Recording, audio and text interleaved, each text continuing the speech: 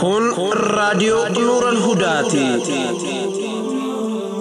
raadiyoon Nuural Hudaa sagalee ummata bal'aati. Nuural Hudaan soora qalbii musliimaati. Nuural Hudaa.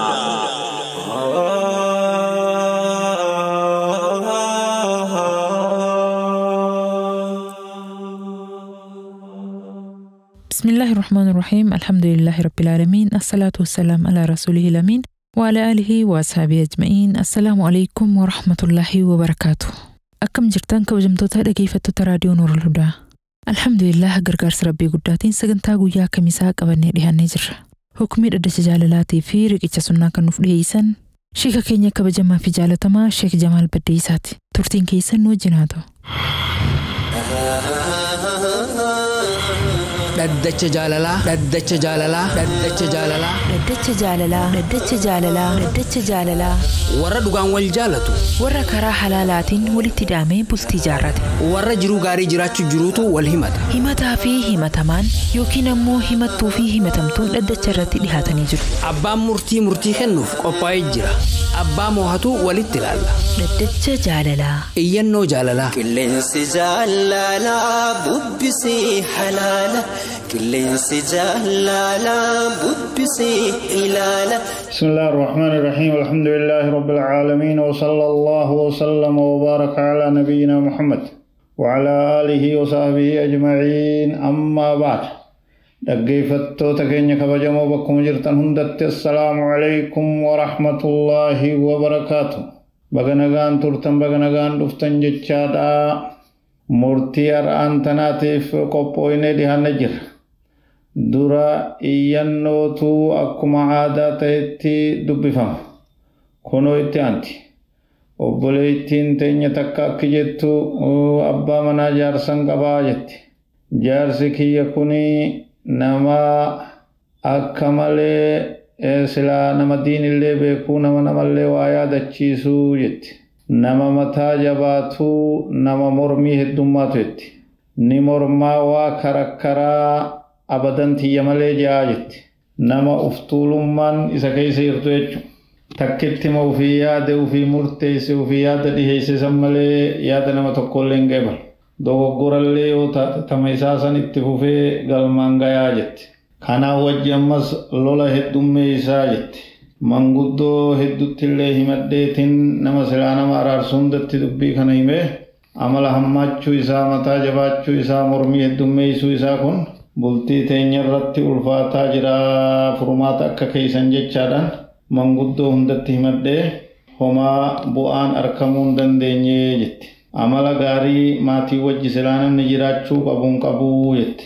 Tanaaf bultiin teenya yeroo irraa yerootti, guyyarraa guyyatti ulfaachaadhaa, boorawaadhaa deemaa jirtii. Mee amala isaa ka hammaate kana, ka bultii teenya irratti gufuu danqaa guddaa ta'e kana maal furmaata dhaamsa nuu gootan, maal nuu murteessitanii jetti. Bifa kanaan iyyannoo isii olii gabaabsinee dhiyeessine. Karaa murtiidhaatti dabarra. San duratti yaadachiisa qabna. Namni hundi wanni beekuu qabu, mata jabeenyaa fi waa karakkaruun, loluun, amala hammaachuun, cinaada mataa jabaachuu waan jedhamu. Tiyya haa taatu, tiyya malee hin taatu jee namni karakkaree falmee namaa wal diduun sifa fokkattuudha. Namni hundi irraa fagaachuu qaba. Namni akkanaa nama gaariidhaa miti. Abbaan manaa jaarsi akkanaatis jaarsa bareedaa miti. Haalli isaa fokkataa jedhama. Cinaada waan jedhamu kana. Falamaa jechuudha. Falamaa goggoyduu, falamaa dhara irratti taate. Falamaa dogoggora irratti taate. Namallee namni waan beeku tiyya malee ta'uu hin qabdu jechuun wanni kun waan fokkataadha. Namni yaada yaadne waan nu murteessine, waan nu ibsine irratti namni yaada kennuu danda'uu qaba. Namaaf carraa kennuun dirqama taati. Namni mormuu fi deeggaruullee mirga qabaachuu qaba. Ani yoonin yaada tokko dhiyeesse, yoonin murtii takka dhiyeesse, maatiin kiyya yaada irratti kennuudhaaf carraa isaanii kennuun dirqama ta'a. Yoo waan gaarii taate haa deeggaranii, yoo waan hamtuu taate haa mormani. Kulli waan anjeeyan abbaa manaati, abbaa warraati dirqama fudhatamuu qabdi jechuun yaada dogoggoraati.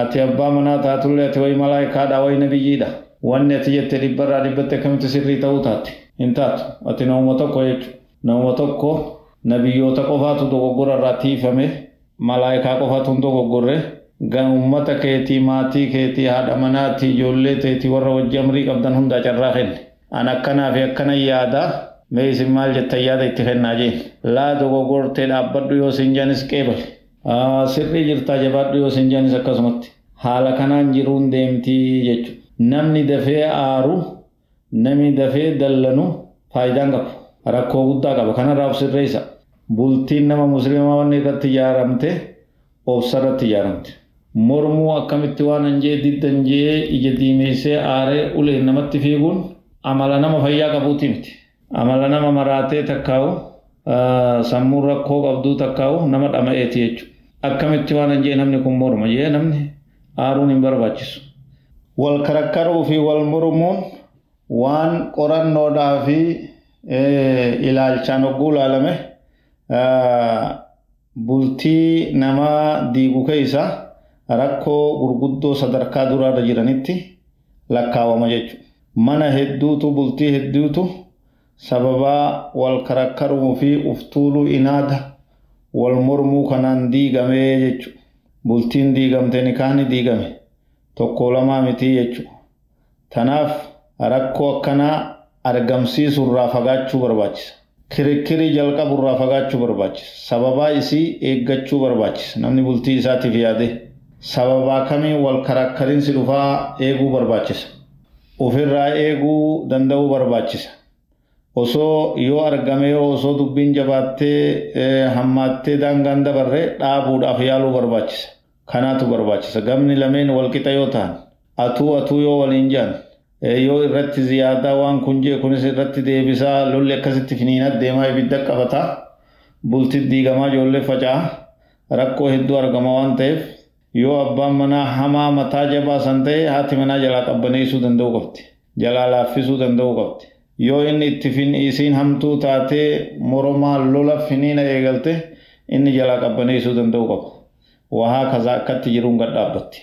Akkatti jiruun gad dhaabbatti namni hundinuu tiyya malee namni hundinuu anatu hoogganaadha anatu mootiidha anatu ajajaadha dirqamaan humnaanin tiyya isinirratti raawwachiisa yoo jee dubbiin ni batti waa hedduu diigamaa jiruun hadhoyti asitti wanni yaadachiisuu barbaannu waa irraa walii bu'u attanaazulaat waan jedhamu furmaata guddaadha an takkaa'uu ati waan haqa godhatte takka mormii fi yaa'ii teenya tana lola keenya kana qabbaneessuudhaaf namni tokko tanaazula waa irraa gabbuu akkana naa gootu malee yoo jette haati manaa uffata sanaa bitii kophee sanaa bitii maallaqa sanaa kenni hin kennu akkamitti lolli hogguu dhaabbate hayyaan dhiise jettee yeroodhaaf dubbii san qabbaneessuudhaaf tanaazula jechuun waan haqa godhatan takka irraa gabbu'anii walii dhiisuun barbaachisaadha. Furmaata guddaatu isii keessatti argama. Waan arra naa godhi takkaa naa biti yanii irratti lolli ka'e kana hayyee dhiise yanii yeroo biroo yeroo nagayaa itti deebi'anii gaafachuun ni danda'ama. Gaafachuun ni danda'ama. Akkamitti haqa kiyyaa yanii irratti cichanii rakkoo guddoo as deemtu san simachuurra haqa waliirraa haqa qabanirraa irraa gabbuu wal araarsuudhaaf jecha. Kunis barbaachisaadha jechuudha. Yoo namni moromu sun namni lolu sun namni waa karakkaru sun waan inni karakkaru san hayyee dhiifne qabbaneessi dubbii yoo janiin achumatti dhaabbatti jechuudha. Osoo gartee haqa qabaachuullee baate. Akkasumatti walirratti aangoo daangaan qabne walirratti fe'uun wal sirreessuudhaaf humnaan aangoo qaban walirratti mul'ifachuun dogoggora guddaadha.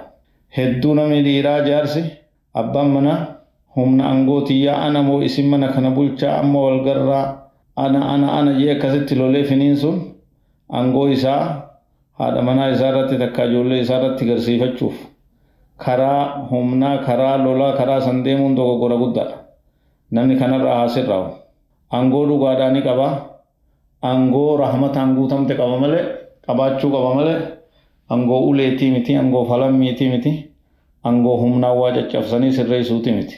Aangoo gorsaati aangoo yaadachiisuuti arrijaalu qawwaamuuna ala nisaa dhiiraatu bultii hoogganaa mana isaanii bulchaa shufeerri hoogganaan abbaan manaa dhiiraa jee rabbiin ifaan ifatti lafa kaa'e kowwaa mormaa qabu miti garuu akkamitti hoogganaa gorsaa fi rahmataa fi barnootaa fi waa kaza lolallee yoo taate adaballee yoo taate yeroo barbaachisaa ta'e qofa sababaa qabatamaa irratti ijoollee adabuu haadha manaa adabuun wama jiraatti amma zalaalama akka amma obboleettiin teenya himtetti nama lolaa nama kirikkirii ta'uun waan fokkataadha irraa fagaadhaa isiniin jennaa jechuudha.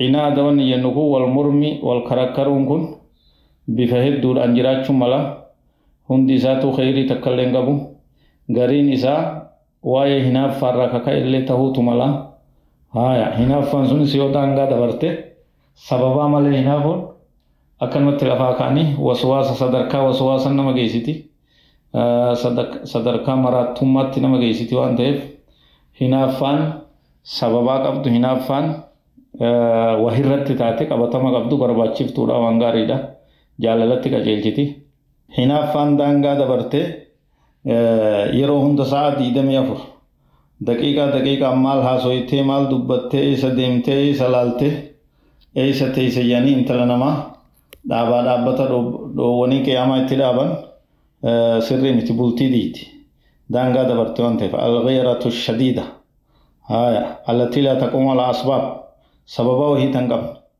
haya maal irratti isitti hinaafte maal irratti lolteenii kan qabne akkanumatti qiyaamaa walitti dhaabuun haya hinaaffaan guddattee bultii diita sababaa hin qabne taseera hin qabne jechuudha kanarraayis fagaadha baarakallahu fiikum akkasuma wanni mokkoraa fi lolaa fi wal kirikkirii fi kanaan bultii namaa balleessu furmaanni isii maali jennaan furmaanni biroo al'afu wattasaamuhu walii dhiifama godhu hogguu gamni tokko achii lola kaase bishaan itti naqu guyyaa inni finiinee lafaa ka'ee yaa'iif deemu isin dhiifama obboleessa islaama dhiifama haya naatu dogoggoree dhiifama akkanumatti sababii malee dubbiin qabbanoyte jechuudha guyyaa isin harbii kaasuu kaaftee qophooyte inni immoo dhiifama yaa rabbi dhiifama harka ol qabee kun waan mana tasgabbeessaati kun waan jiruu qabbaneessaati kun waan jiruu tolchaati dhiifama godhu walii irra dabru haya osoo badiillee qabaachuu baatanillee jiruun ni toltii jechuudha haya khilaafni faayidaan qabu wal loluun faayidaan qabu walitti mormuun faayidaan qabu qalbii adda fageessa qalbii wal jibbisiisa jaalala deemsisa hayaa fi kabajaa jidduu namaatii of kanaaf waan kanarraa fagaadhaa dhiifama walii godhaa walii irra dabraa kanaan bultiin jaaramti kanaan bultiin jaaramte sirrooytee umrii dheeratti kanaan rakkinni namarraa fagaataa akkasitti jabaadhaa isiniin jenna qalbiin teenya immoo sodaa rabbiitiin taguutamte ta'uu qabdi qalbiin rabbi sodaattu qalbiin yeroo hunda rabbi faarsitu arrabni yeroo hunda rabbi faarsu ka qur'aana qara'u sharrii takkallee miidhaa takkallee dhiibbaa takkallee namarratti hin oofuu jechuudha haya dhumarratti wal mari'adha abbaan manaa haati manaa jaarsa jaartiin hattaa ilmaan keessan gurguddaalleen wal mari'adha wajji taa'aa wajji haasawaa tana akkam goona jaa yaada walirraa fuudhaa ammoo murteessan abbuma manaa ta'uudhaa wajji marii fi yaadaa fi mana keessan kana baarlamatti garagalchuu barbaachisa jechuudha yaada lafa kaayanii uf jidduu kaayanii namni mormitan sirriidhaan ragaa waan qabatama sababaa irratti fidaa mormaa jedhanii ka deeggartan deeggaraa jedhanii itti walii galanii akkasitti waan mana tolchaati waan guddina guddaa ijoollee barsiisaati barnoota ijoollee taate haadha abbaan wal madeetanii ijoollee isaanii duratti tun akkana haa goonu lakki akkasii akkana haa goonu lakki akkatti haa fooyyeessi waa kasa yaada walii dhaggeeffachuu yaada gamaa gamanaa walirraa dhaggeeffachuu kanaatu barbaachisa yaada walii qeebalutu barbaachisa jaalalaa wajji ta'anii mari'achuutu barbaachisa wal gargaaruu irratti wal gootomsuutu barbaachisa walii wajji dalaguu walii wajji murteessuu waan jedhamu kophaa osoo hin ta'in kanaatu barbaachisa bultii teessan hunda rabbi haa tolchu dogoggora walii laaluu dhabuu dogoggora walii irraanfachuu dogoggora walii osomaa argan akka waan hin argine ta'uutu barbaachisa osomaa argan tajaajila waan jedhamu wallaaluu beekaa wallaaluu waan haati manaa balleessite xiqqoo guddoo qoratanii fattashanii akka poolisaatti summaa akkas ta'e kummaa akkana ta'e jedhan garii akkuma nama dhaga'initti akkuma nama arginitti waan si dhooyi san tagaarte fa'a beekaatuma wallaaltee bira dabarte akkasitti bultiin tolti. السلام عليكم ورحمة الله وبركاته. kabajamtoota hordoftoota raadiyoo Nuurul Hudaa. Miidiyaan Nuurul Hudaa qophiilee babbareedaa torban irraa isiniif dhiyeessu fooyyessuuf qulqullina sagalee daran hammayyeessuuf qabiyyee sagantaa guddisuu fi miidicha yeroo dheeraaf itti fufsiisuuf gargaarsa hawaasa isaatti haajama. Waan xiqqoo qabdan irraa Nuurul Hudaadhaaf qooduudhaan miidiyaa kana haa gargaarru. Namoonni rabbiif jecha biyyoota Arabaa fi Oromiyaa irraa Nuurul Hudaa gargaaruu feetan lakkoofsa herrega baankii daldala Itoophiyaa 100-06-45-65-99 baankii hojii gamtaa Oromiyaa 105-00-21-65-48 Hijraa baank 171-28-83 0001 irratti waan humna keessanii gumaachuu ni dandeettan. Namoonni Ameerikaa, Kaanaadaa, Awurooppaa, Awustiraaliyaa fi biyyoota biroo jiraatanii fi ATM kaardii fayyadamtan haala kaffaltii baay'ee sakki'uur ta'e waan fayyadamnuuf karaa baay'ee koofii irratti miseensanuuf ta'uudhaan salphamatti nu gargaaruu ni dandeettan. Maallaqa buna tokko ittiin bitattan guyyaa tokko Nuurul Hudaadhaaf gumaachuudhaan hojiin diin akka tatamsa'u gochuu ni dandeettan. Gama weebsaayitii Nuurul Hudaa deemuudhaan iddoo meenuu jedhu tuqaa achi booda iddoo sappoorti jedhu argattu. Facebook Nuurul Hudaa irratti immoo bakka Get Etiquette jedhu tuquun argachuu ni dandeettan. Gama appilikeeshinii Nuurul Hudaatiin immoo bakka sappoorti jedhu tuqxanii miseensa ta'uu ni dandeettan. Sagantaa Nuurul Hudaa irratti maxxanfamu hunda jalattis liinkiin tumsaa ni maxxanfama. Yoo barbaaddan QR koodii kana iskiriina kompiitaraa irraa iskan godhuudhaan nu cinaa dhaabbadhaa.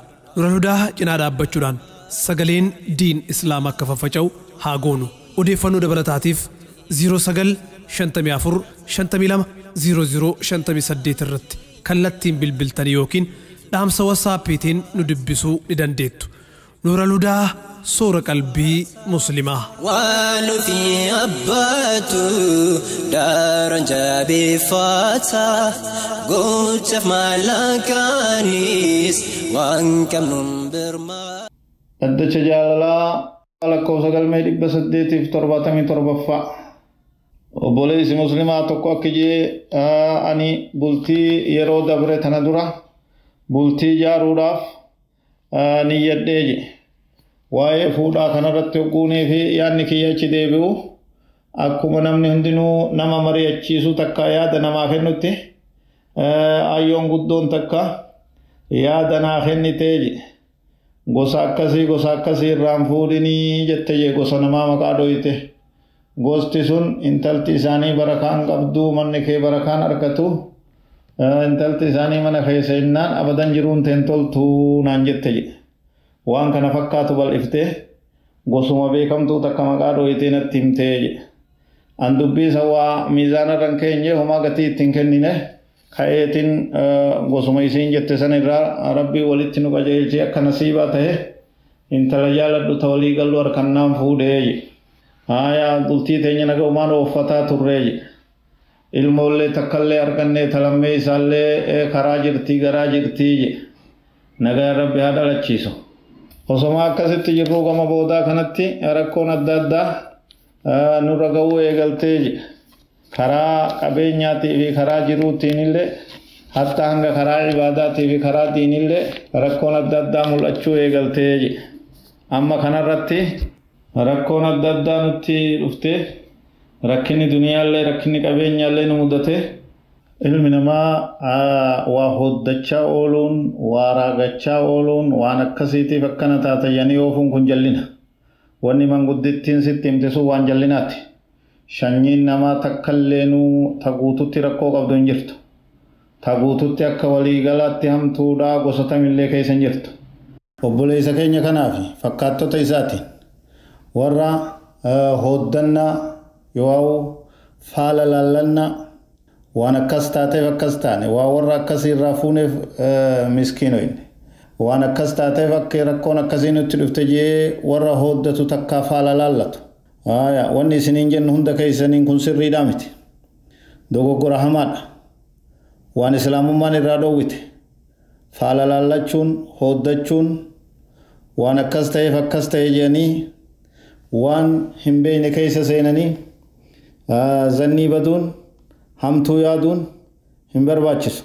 نبي كان صلى الله عليه وسلم كان يحب الفعل تفاؤل غاريني جالت وان خير والقبسيسا إيغا غرا دين دي بني آيا رومني نوكا جيل إيغا مسيد جار رزقين نوكا جيل وان غاري كنم وان جالتا مالا إيغا خي سمار كنن بركان كسي أرقمت تفاؤل جنين فعل الحسن كوان جالتا مالا ويكره الطيارة نبي كان صلى الله عليه وسلم فعل لالچو هودچوني نجباجا wanni akkasii dhufnaan rakkoon akkasiinatti dhufte rakkoo wal qabsiisan rakkinaan cinqiin wal qabsiisan irraa dhoowwee ni jibbaajan wayanhaa canahaa irraa dhoowwe kanaaf irraa dhoowwama nama innahaa laa taruddu musliman isin gartanii faala laallachuun hooddachuun musliman deebiftuu jedhan namarraa akka amma obboleessi keenya jee akka dur manguddittiin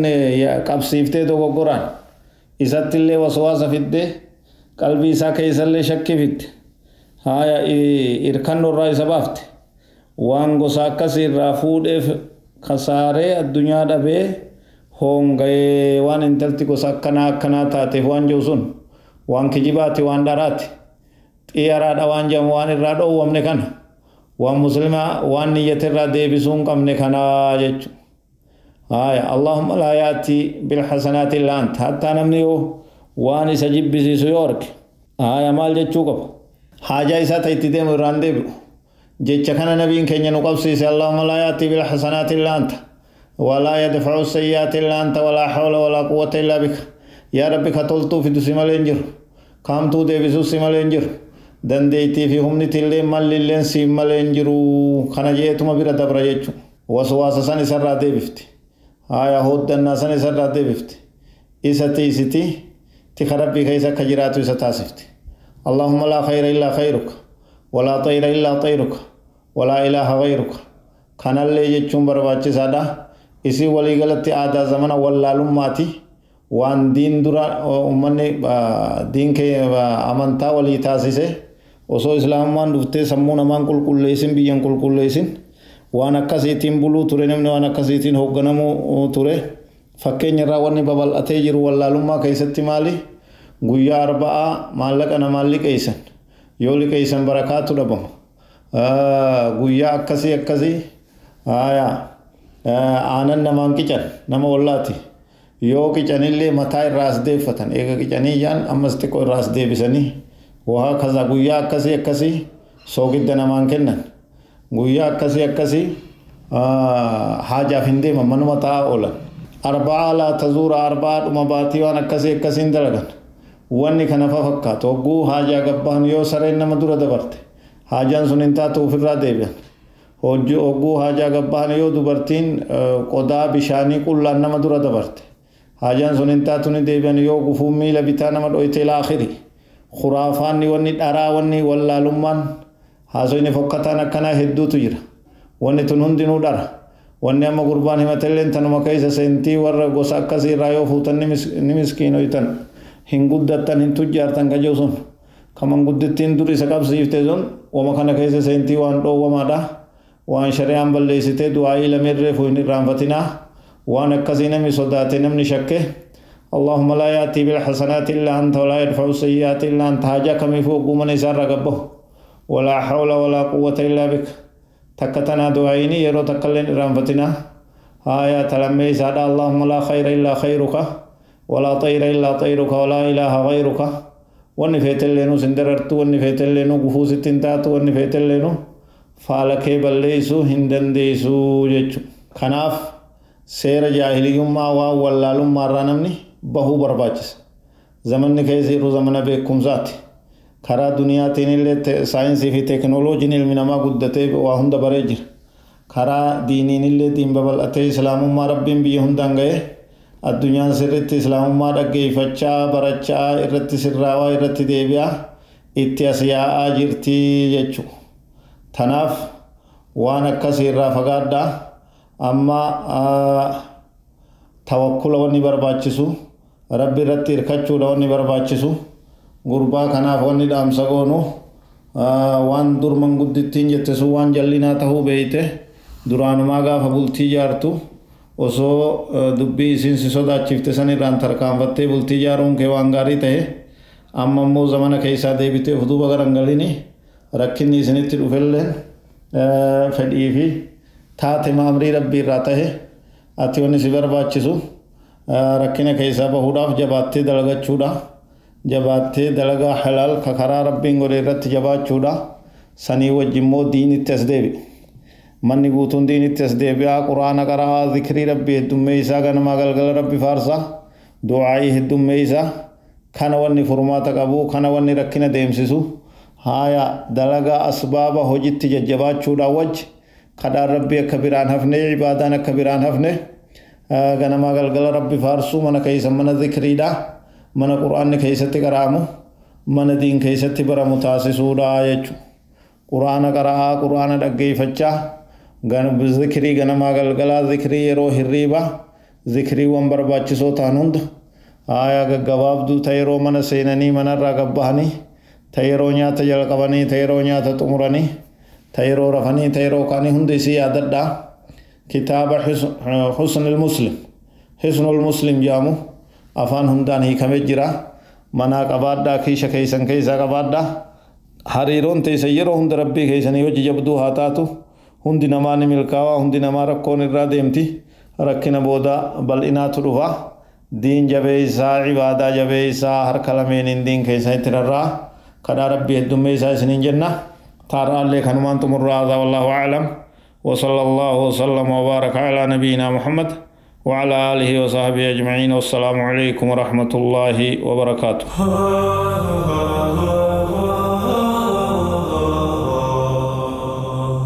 ما شاء الله شيخ كينيا كبجمع في جالتما شيخ جمال بديسا ربي نسن الراه جالته بكم سرام بكم سسني هذا بلوسنين جن سجنتان الرافق بفن هنغانما hanga sagantaa itti aantu walitti deebinutti nagaa rabbi keessa nuuf jiraadha jiruu qananii keessa qubadha milkii duniyaa akiraa argadha wassalaamu alaikum warahmatullaahi wabarakaatuh